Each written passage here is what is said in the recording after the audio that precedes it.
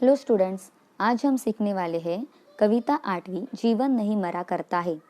इस कविता के कवि है कवि गोपाल दास सक्सेना, नीरज। इनका जन्म 4 जनवरी 1924 पुरावली इटावा गांव में हुआ।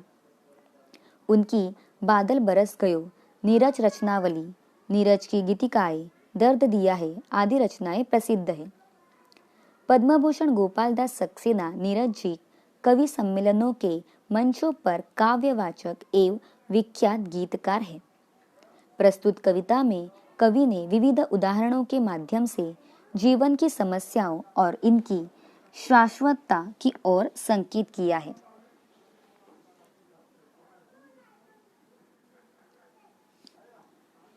छिप छिप अश्रु बहाने वालों, मोती व्यर्थ लुटाने वालों, कुछ सपनों के मर जाने से जीवन नहीं मरा करता है।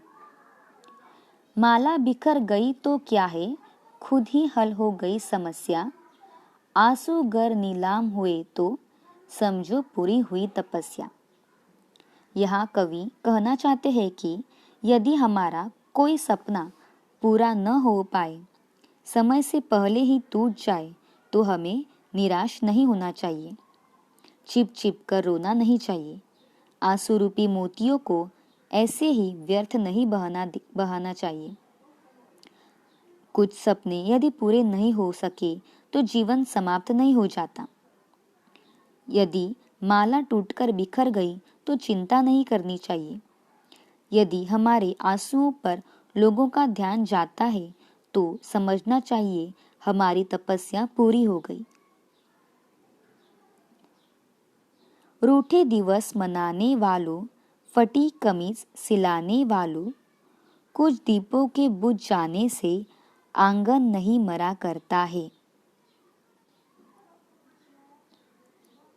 कवि कहते हैं कि परिस्थितियों से हारकर रूठकर बैठ जाना समस्या का हल नहीं होता है। यदि कमीज फट जाए तो उसे सिला लेना पड़ता है, फेंका नहीं दिया जाता। हमें यह ध्यान रखना चाहिए कि आंगन में जलते दीपों में से कुछ यदि बुझ जाए तो भी बाकी दीप आंगन में अपना प्रकाश फैलाते रहते हैं। खोता कुछ भी नहीं यहाँ पर, केवल जिल्द बदलती पोथी। जैसे रात उतार चांदनी, पहने सुबह धूप की धोती। इस दुनिया में कुछ भी समाप्त नहीं होता है, केवल उसका रूप बदलता रहता है। रात की बात, दिन का आना ऐसा लगता है मानो रात ने चांदनी रूपी वस्त्र उतारकर धूप रूपी वस्त्र पहन लिए हो।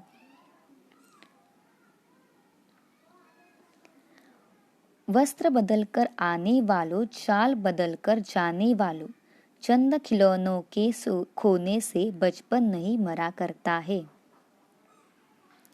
हमें यह समझना चाहिए कि बचपन में खेलते समय कुछ खिलौने टूट जाते हैं तो कुछ खिलौने खो जाते हैं, परंतु बच्चों के आनंद पर कोई असर नहीं होता है।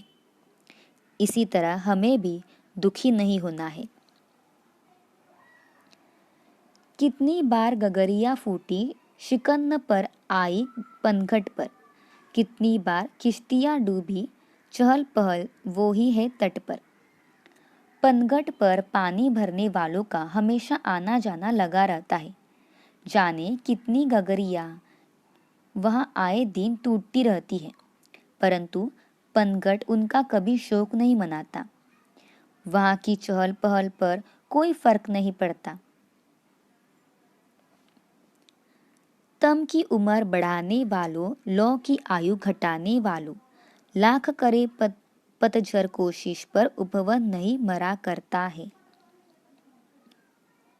निराशावादी दृष्टिकोण रखने से मन मस्तिष्क में अंधेरा बढ़ता है और आशा रूपी प्रकाश की लौ की ओर कम हो जाती है।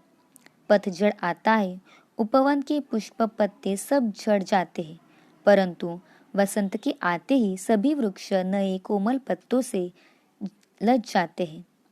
पतझड़ की लाख कोशिशों के बाद भी उपवन हरा भरा रहता है। लूट लिया माली ने उपवन, लुटी न लेकिन गंध फूल की, तूफानों तक ने छेड़ा पर खिड़की बंद न हुई धूल की। नफरत गले लगाने वालों, सब पर धूल उड़ाने वालों, कुछ मुखड़ों की नाराजी से दर्पण नहीं मरा करता है। कवि कहते हैं कि माली प्रतिदिन उपवन के सभी फूलों को तोड़ लेता है, लेकिन वह वहां फैली सुगंध नहीं लूट सकता। तूफान आते रहते हैं, परंतु सुगंध के स्रोत का वे कुछ नहीं बिगाड़ सकते। कुछ लोग सदा नफरत का भाव मन में लिए रहते हैं। ऐसे लोगों का काम होता है हर समय दूसरों की निंदा करना, लेकिन ये लोग भूल जाते हैं कि दर्पण का काम होता है केवल सच्चाई दिखाना।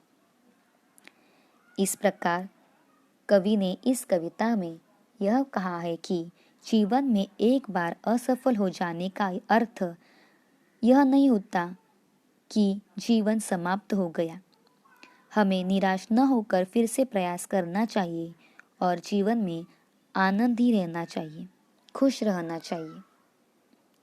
इस कविता से हमें यही सीख मिलती है।